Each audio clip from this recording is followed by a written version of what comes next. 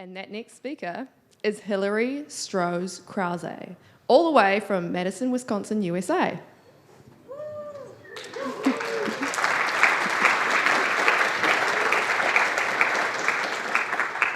Hilary is a VP and senior software developer at 10 Forward Consulting. She's passionate about the intersection of tech, entrepreneurship, and social justice, and spends a lot of free time volunteering with different community organisations. But the words on everyone's lips are, does she pair?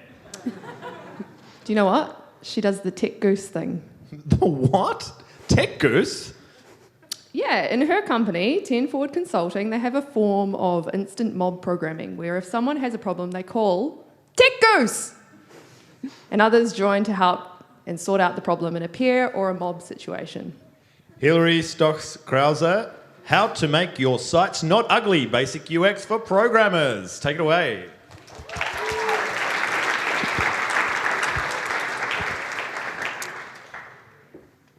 All right, so yeah. One thing I like to say at the very beginning of this is that I was deliberate with the title of this talk, and it's not how to build beautiful websites, because that would take a lot of time, more than I have today, but we're going to make them not ugly. It's a lot easier than it might seem. So, like I said, I'm Hilary. I'm a VP and senior software developer at 10 Forward Consulting. Who here picked up a hobby during the pandemic? Couple people? Yeah, okay. I was going to say. I feel like a lot of us did. Mine was plants. Got really into plants, and between work and home, I now care for 124 houseplants. Yes, I use an app because I could not keep track of all of them at once. People are like, oh, I just can feel when the plant needs water. How? I need something to tell me when to water, an exact measurement of how much water. That's how my plants stay alive. So first, we are going to take a look at a real website from 1996. Pretty nice. And now this isn't just any website. If you can see, this was a American congressional website. So this was like the best we could do at that time. Who thinks that this is a well-designed, good-looking website? Yeah, okay, smarty pants. This was kind of coming back for a hot minute. It was like riding the wave of nostalgia. I'm glad that seems to have ended. The reason that I show this is because you might not be able to articulate what isn't great about it or what could be better, but you know that it can be better. And so the point is, even if you're someone who doesn't consider themselves creative or have any design experience, you know more than you probably think you do. Why do we even care, though? Right? Why does design matter? If the website or the web application works, isn't that what the most important thing is? There are three main reasons why we want to take a look at this. The first is usability. So design informs functionality. What's important? How does it work? How do I get there? How do I change something? It doesn't matter if everything works perfectly if people can't figure out how to get there. Credibility. There's a study from Stanford University, and they asked people to rank from, I think it was 20 categories, which of these categories gives you the most, provides the most credibility for you when visiting a new website for the first time. 46% of people said that visual design was the most important for establishing credibility. For functionality, it was only 8%. And that's important because we have a very limited window to gain people's interest in things that we build. For a lot of this presentation, I cite a lot of different studies, and I have all the citations at the end. As with any research, there's a lot of different results that can come up from doing experiments. For interest, studies range from 10 whole seconds to 50 milliseconds that you have for someone to make up their mind to stay or to leave. And that's just not a lot of time. And so as we saw, design is really the first thing people are looking at when they're determining the credibility of a website, and that's really important for getting them to stay, and getting them to stay is what allows us to have jobs. So, quick disclaimer, of course, there's always exceptions. So these 10 items that I'm going to go through are sort of broad guidelines, but based on your target demographics, the purpose of your site or application, these aren't necessarily going to apply in every situation all the time. One thing that is important to note, though, especially as we get started, is this idea of usability durability. In other words, design patterns and trends change. as we saw with that 1996 example, human behavior does not.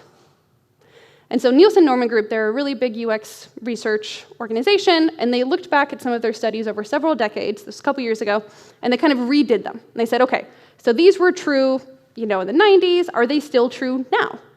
And they found that with very few exceptions, the behavior that they had identified held true. We change a lot more slowly than trendy colors change. And so even though some of the statistics I'm going to cite might seem like they're old, the data that they have uncovered is pretty lasting. So here's what we're going to be talking about today. First, we're going to look at words and how we can make speech seem like a visual element. We're going to talk about when it's appropriate to use images and how. And then we're going to look at design as a whole and talk about how we can approach design from a logical perspective. So, first, it's important to let our text breathe. There is a study, well, there are multiple studies that have found that we consume, on average, 20 to 25% max of content on a web page. That's not very much. That means 75% we're not even looking at. And so when we approach the way that we're structuring text deliberately, we can ensure that people are focusing on the most important parts and not missing things that we really want them to focus on. So, how do we let our text breathe? Again, there's a lot of studies on this. Generally speaking, we prefer text length of 50 to 60 characters. We actually read the fastest at 100 characters. And so again, this kind of plays into what is the purpose of what you're building.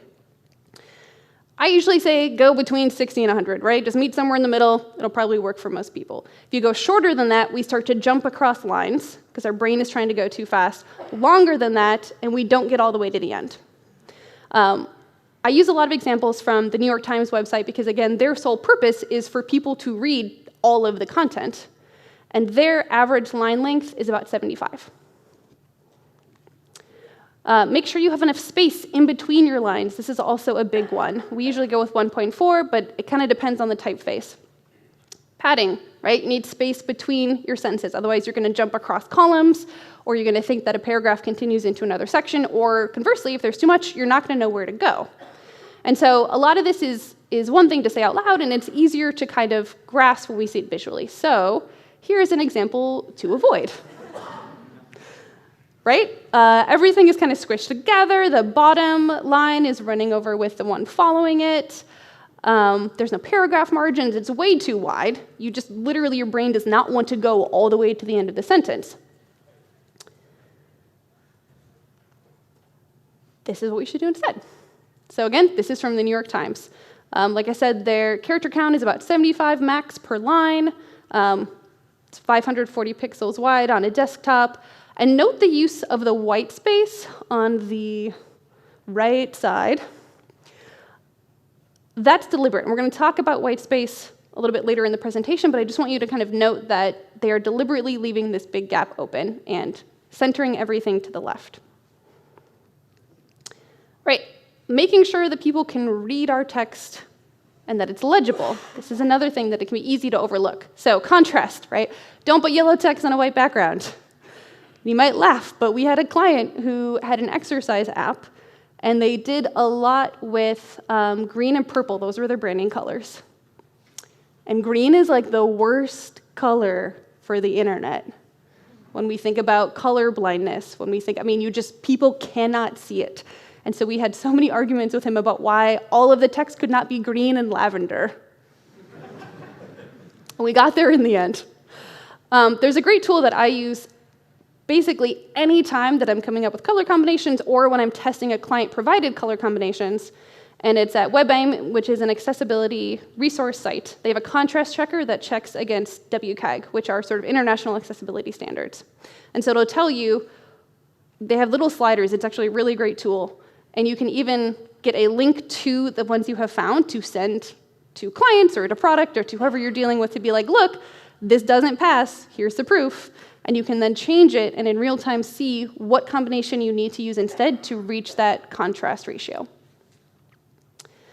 Size. So 16 is the browser default for a reason. Again, depending on the typeface, you have some wiggle room there. On 10 Forward's website, for example, our typeface just tends to be smaller, so I think our default is actually 20. Something to think about too is, this isn't just about people who wear glasses or have low vision, but as people, as our population is getting older, this is going to be more and more of an issue.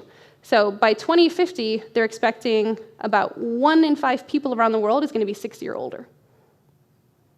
That's a lot of people who are going to be more likely to need to do things like magnifying the page or zooming in, things like that, to be able to read the content. And so I usually say, there's very few good reasons to go lower than that browser default of 16.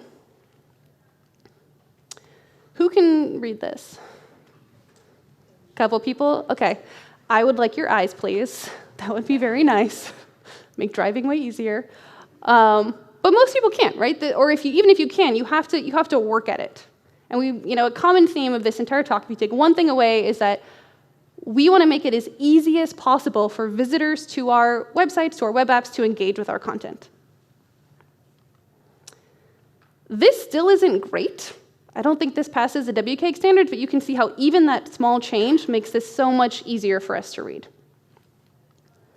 Making our text scannable. So we talked about that, right? People only read about 1/4 of the content on any given web application or web page. And if we don't give them something to guide them through that content, we stand a great chance of losing them completely. So how do we do this? Highlighting key content, right? Making good use of semantic HTML, having different sizes, having your headers stand out, maybe they're bolded, having subheads. This I thought was really interesting when researching this talk. Having a mix of lowercase and uppercase letters actually helps us with scanning. We read that combination more quickly. I mean, we're talking milliseconds, but still, more quickly than we do when it's all uppercase or all lowercase. Bulleted lists, we all kind of make fun of, BuzzFeed or things like that, which are just like listicles, but it's actually a really effective way to guide people through your content. That's why they do it that way. So there's a lot of things we can learn from some of those more clickbaity sites in a way that is not manipulative, but still allows people to get through our content in a way that's useful for them. So this is from a blog about UX UI design, and I just stripped out all of the elements that they had to sort of guide you through the page. So if I came onto this website, my eyes just kind of glaze over, right? It's hard for me to see at a glance what it's about. There's a bunch of paragraphs. It's like a wall of text. I can't determine quickly if this is going to be beneficial to me or not, and that makes me not want to spend my time trying to figure it out. This is what it actually looks like. And so we can see they have the title, bold, big at the top. They have those keywords at the top with the orange background. The first paragraph is pulled out into a bigger typeface. They have their headers. So it's very easy for me to look at this and say, oh yeah, okay, I think I'm interested in this. I can scan through the page. Also, yes, this is about scanning, so a little meta. I can scan through the article and look for a header that's going to stand out to me. Maybe I'm like, okay, I don't care about why we scan. I just want to know how to do it. It reminds me of anyone frustrated when you go to like a recipe online and they have the whole story at the beginning and the pictures of their family. And I'm like, I don't give a shit about that. Just give me the ingredients. And whenever I go through there and they have like ingredients bolded in a heading, I'm just like, thank you. Right? We scan all the time. So let's make it easy for people to do that in a way that doesn't frustrate them. Last thing I want to talk about when we're thinking about speech as a visual construct is decoration and keeping it to a minimum. Again, I work for a consulting company. We work with a lot of startups. They're very excited about their projects, and that energy is awesome. And sometimes we need to just redirect it a little bit. Especially with startups, they often don't have the staff to necessarily have like a full-time product person or a full-time design person, and so a lot of that is us collaborating with them. Limiting the number of typefaces, 2 or 3 at most. I usually say if you're in doubt, have 1 for your body text and have 1 for your headings. That's it. You really don't need more than that. Limit your colors. Again, I'd say 2 to 3, including shades. The main reason for this is that not only is it distracting, but our brain has been trained to view too many colors and too many typefaces as advertisements. And we literally don't look there. And we'll talk about that a little bit coming up. More complex fonts for headers because those are going to likely to be larger text, and your more basic typefaces for your body content. So, it's one of my favorites. This is one that kind of breaks a lot of these rules. And I'm not trying to pick on them. I really don't want to call out a specific organization. And honestly, like I've since looked at them again. Their new website is much better, and it follows these rules, and it's beautiful, and it makes my heart happy. But it took them a little while to get there. This is what they had before. I don't even know where to start when I look at this. Right? The nav is in a non-standard position. I assumed, again, looking at that bottom row with all those boxes, those to me look like ads. And I thought, oh, it's kind of weird that a church would have ads on their homepage, but I don't know, maybe that's a thing. No, those are just programs at the church. But I don't even read those because, again, all the colors are different. The typefaces are different. You know, it's really hard to read that text over the images. There's just a lot going on here, and it's not an effective use of their web presence. This is kind of the polar opposite of that, right? There's a lot of consistency in this design. And you might say, well, it's a little boring, and I might agree with you, but there's a lot of room you can play around in the middle. And so you'll notice that they have the sans serif font for their headers and the serif font for their body text. Every header of the same size is the same color. Everything is organized, and it's centered, and it's just very easy to navigate this and find the specific thing you're looking for. So, quick recap. We want to think about speech not just as text content, but as this visual construct within the page. And so making sure it has plenty of breathing room, you can actually read it, it's easy to scan through the content, and keeping it simple, not having too many typefaces, not having too many colors. Next, we're going to talk about images and when and how we should use them. So first, icons. These are like the bane of my existence. There's this company aptly named User Testing, which makes it very hard to Google, who studied 190 icons in 2015. And they were, universal icons, like thinking about like the home icon or an envelope, all the way down to super custom icons. And they asked people to guess what the icon signified. What would happen if you clicked that icon within an app? For unique icons that didn't have a label, 66% of people could not figure out what that was going to do. For more generic or like semi-universal icons that didn't have a label, that rose up to only 40% couldn't guess what was going to happen if they clicked it. Then they did icons that had a label, and how many people do you think could figure out what would happen if they clicked that? I'm going to wait for a guess, so someone give me a guess.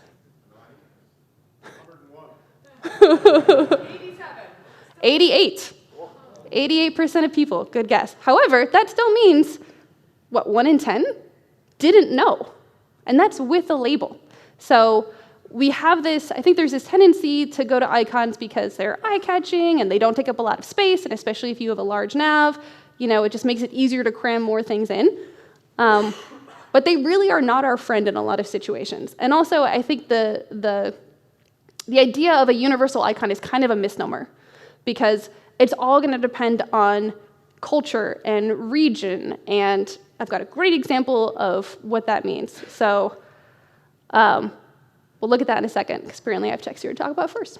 So labels should be the rule, not the exception, right? Because even with a label, there are still plenty of people who cannot figure out what happens when they click something. And I don't know about y'all, but I get very annoyed when I click something confidently and expect one thing to happen and something else happens instead. I hate that. They work best in navigation or menu. We expect them to be here, and again, there's likely going to be a label accompanying it. And avoiding icons with conflicting meanings. This is what I mean when I say there aren't really universal icons. So think fast. What's an icon that you would use to mean share? Arrow going to the right. Okay. Okay. Everyone think of one in your head. Got a couple examples here. These are all icons that have been used in official software releases to mean share. I gotta say, the present one, I don't understand that one. I've never seen that in the wild, and I hope I never do. And some people, when I give this talk, they're like, oh, well, what if you just put a hover text on it? It's like, okay, sure. Doesn't work if you're on mobile. And also, that is asking the user to take an extra step. And that's the thing that we really want to avoid, is making the user work to interact with our software and our websites. Photos and graphics, this is another one. So who here has heard of banner blindness? Couple folks? Okay. So this, again, like I said at the beginning of this talk, right? Design trends change, but human behavior doesn't. We learn a pattern early on, and we just stick with that pattern. So banner blindness refers to when we subconsciously ignore the very top of a website. And this is because in the olden days of the Wild West internet frontier, there were those large horizontal flashing ads that were always in that spot. And that happened enough and consistently enough that we just started to ignore it because we expected there to be an ad there because that was a pattern we had learned. And so we just don't even look there anymore. When you say we, do you mean old people?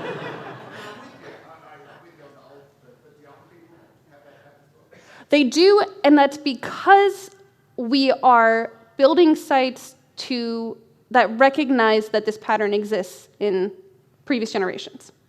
And so again, we'll talk about that in a little bit, but that's a great question.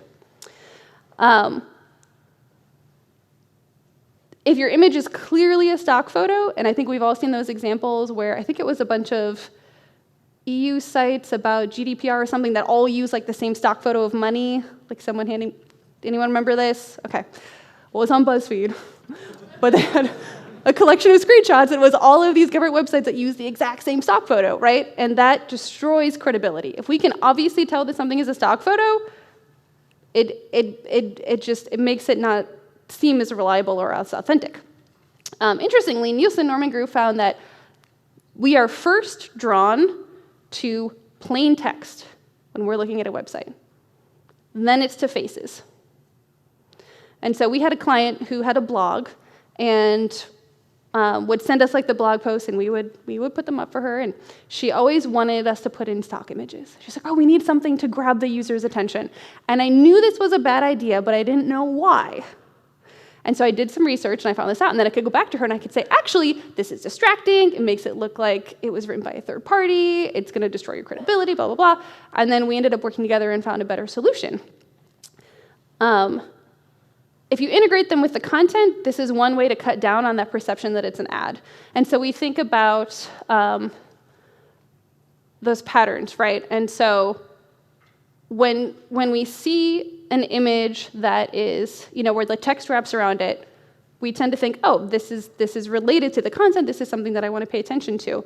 Well, ad companies have picked up on that, right? So especially when you're reading, articles on a website, and you get to the end of a paragraph, and then there's that ad right in the middle, and it says, like, content continues after ad. Do you know what I'm talking about?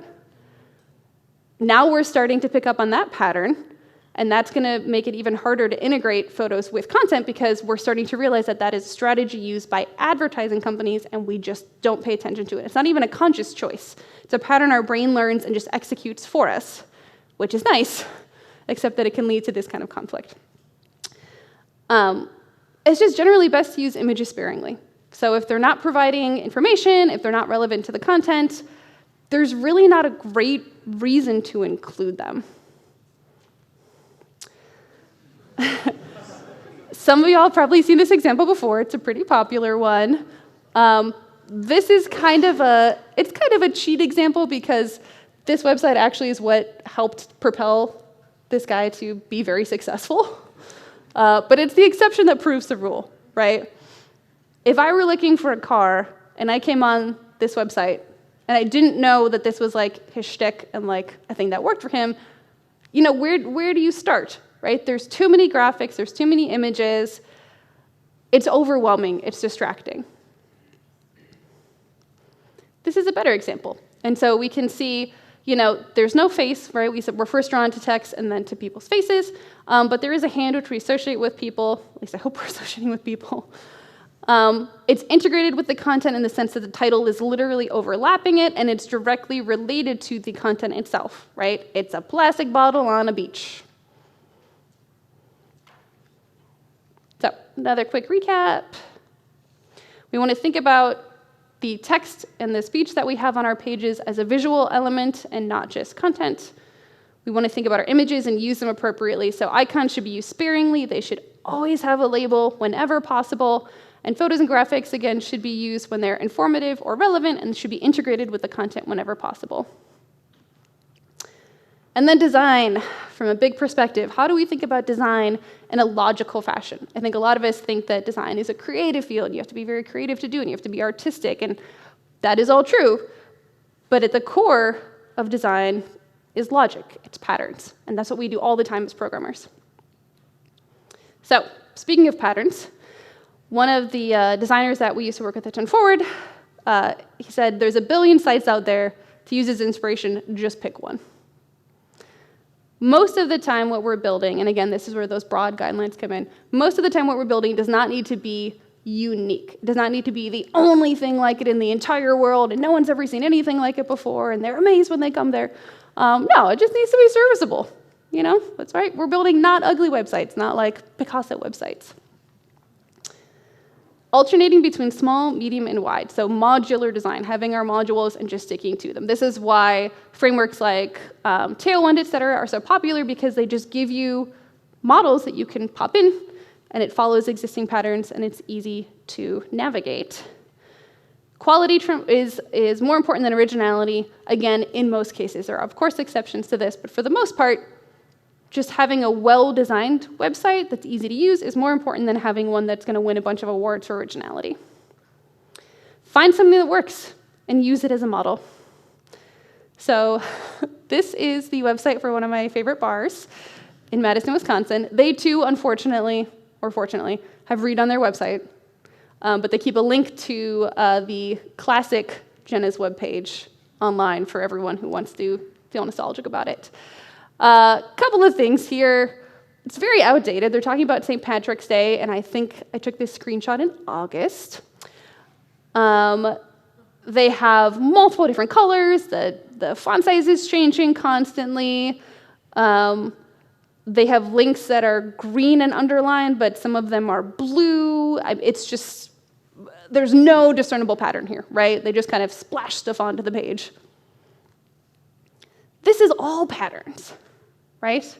We can see that if you just look at one section, like the top, I don't know left and right, y'all, top left box, and learn that pattern, you can navigate the entire page. And that's the kind of thing that we're going for, especially if we're displaying a lot of information or a lot of data, is we want to teach people one pattern, and then they can use that throughout the rest of the content, cutting down on that sort of a cognitive load that people need to interact with what we're building. Who's heard of progressive disclosure? Just a couple folks. Okay, cool. It's good to know I can teach something. So progressive disclosure is essentially this idea that we want to make it easy for visitors to find something without putting everything in front of them all at once and overwhelming them. So it's progressively disclosing information. One of the ways that we want to do that is by keeping in mind the F-shaped reading pattern. Have people heard of this? Okay, a couple folks, see some head nods. So it's basically this. The areas that are red are where we're spending the most time. So this is from eye tracking studies. So the areas that are red are where we're spending the most time. Yellow is less time. Blue is even less time. And then the gray is where we aren't even looking. And so there's a couple of things that I want to point out. You'll notice that the top left corner gets the most attention. You'll also notice that on the left column gets the least attention. And you'll also see that at the top, right, that top bar across, banner blindness. We're not even looking there. We just don't care. That's one of the reasons that navigation is really good to put at the top, because typically if we're going to navigation, we're doing it deliberately, right? We're looking for the navigation. And so it makes sense to put that on a spot that we're kind of ignoring, because then we're deliberately choosing to go there instead of us just hoping that someone looks there. Interestingly, they found that this pattern is just flipped horizontally when we're talking about languages like Arabic that go the opposite direction. And so, again, human behavior is pretty universal. Above the fold. So again, speaking about universal human behavior, we learned to, because the earlier way that most of us consumed our information was through like newspapers. Some of us still do, not to not, I just read all online now. But we talk about above the fold, and this was the idea that the most important news on the newspaper went in that top corner and went across. And so they wouldn't have been able to tell you, like, oh, there's an F-shaped reading pattern. But it was following that same idea, right? And then the lesser stories went below the fold, where you'd have to unfold the newspaper to read it. There's a very similar pattern in human behavior when we're consuming content online, except instead of above the fold, it's before the scroll. So a 2014 study found that 156% more people saw the top content area of a page compared with the bottom content area. So again, before the scroll. And so this is where that scanning really comes in handy that we talked about earlier, right? Is we want to guide people through the page so they don't just look at the top and then decide they can't find what they want and bounce. And then avoid putting key content in those traditional ad areas, so at the very top, and then also kind of that entire right column. So, again, New York Times, meant to be read, and this just does all of the things. It's literally an F shape, right? We can see the F. The areas that, or the content that they do have in that right column and then at the top actually are kind of ads, right? They're just links to other articles on the New York Times website. And so putting them there makes a lot of sense, because if we don't click on those, it's not the end of the world, but if we do, great, we're staying on the page. The title is in bold, it's big at the top, it's the title and subtitles are a different typeface than the body content, the image is integrated with the content, it's very relevant, it features a face, right? And then they're just not putting anything in that right column because we're not looking there anyway. White space is, you know, we've had a lot of clients who will say like, oh, there's too much white space, and it's like, that doesn't mean anything. Right? White space is your friend. If no one's looking there anyway, don't bother with putting something there because we're probably not going to see it, or at least enough people aren't going to see it that it's really not worth trying to force them to look there and jam it in. Being consistent, this is a huge one, and this annoys me so much about websites, is when something isn't consistent. So links and buttons, if your button has a shadow, every button should have a shadow. If your alerts are red, it should be the same color red. Forms, if your input fields have a rounded border, your text area should probably have a rounded border, right? We want to teach one pattern, and we want to use it consistently so that people can immediately learn to engage with our content. There's a whole bunch of ways that people mess this up. So, what here is clickable, and what here is for emphasis? Yeah, nervous laughter, we don't know. And that means we either have to take a risk and try to click something, and we either get frustrated or it does something we don't expect. We don't like that, right? We don't really like surprises when we're on the internet. And these would be surprises, right? If we get frustrated when we don't know how to interact with something, especially when it's something simple like identifying a link. And so there's a I don't know what the word for it would be, but there's like a saying we have at work, which is like, if you give a user a website, if people are familiar with if you give a mouse a cookie, they want a glass of milk. So we say, if you give a user a website, they're going to find 100 things to break on it. You can't really trust users to necessarily make rational decisions, right? Because the idea of what is rational, logical can be very different. And so you might say like, oh yes, this icon definitely means hot dogs. Anyone who sees that is going to know that they clicked there, and we're going to add hot dogs to their cart. Like, no one could mistake this for anything else. But people definitely will. So this is why we do like user testing, because we can't trust our own assumptions, right? We are not our users. In the case where you're doing some kind of design element as a programmer, you don't necessarily have that sort of structure built in, even just asking two other people you're working with, like, hey, what is this? What do you think this does? And if they don't all say exactly what it's supposed to do, then you need to tweak it a little bit more. And then functionality is a part of design. The structure of our data models, right, can have a direct impact on the user-facing implementation. And so this is something I think about as a full-stack developer, is even when I am doing back-end work, whether I'm writing migrations or putting together service objects, I try to anticipate, what am I going to want to display? What am I going to want to have access to? How do I make it easy to make those connections? This isn't to say that like design is everything, right? Like we talked at the beginning of the presentation, 46% of people thought that visual design was the most important for building credibility, and only 8% said functionality. But if you have a very beautiful website and the first time I try to do something, it doesn't work, I don't care how good the design was, right? So bugs do matter, and I'm not trying to say that they don't. Backend impacts the front end. And I love this quote. I think this kind of sums up a lot of this, which is, design is where science and art break even. So final recap. We want to think about the text and speech on our websites and in our software as this visual element. And so making sure that there's enough spacing around it, that we can read it, the contrast is high enough, that the line length is good, that there's a good height in between sentences, that we can scan through it and find exactly what we're looking for and not be overwhelmed by a big chunk of text, and keeping it simple. So not too many colors, not too many typefaces, and being consistent with those typefaces. Using our images appropriately. So icons are best in navigation settings or menus. They should always have a label. Photos and graphics should be used sparingly as well. They should be integrated with the content. They should be relevant. They should be informative. They should always have alt tags, which is a whole other talk. And really, like, there's not often a great reason to use a stock image. And then thinking about design, front-end design specifically from a logical perspective. So building in patterns and sticking to them. Thinking about progressive disclosure. So guiding someone to the information that they want instead of throwing it all on their plate at the same time. Being consistent, right? We really want again, I've said this like 5 times, I'm gonna say it again, we want to have the visitor learn one pattern and just stick to it and make it really seamless for them to be able to interact with our content. And then thinking about the functionality, because again, you could have the most beautiful website in the world, and if it doesn't work, people are gonna be upset.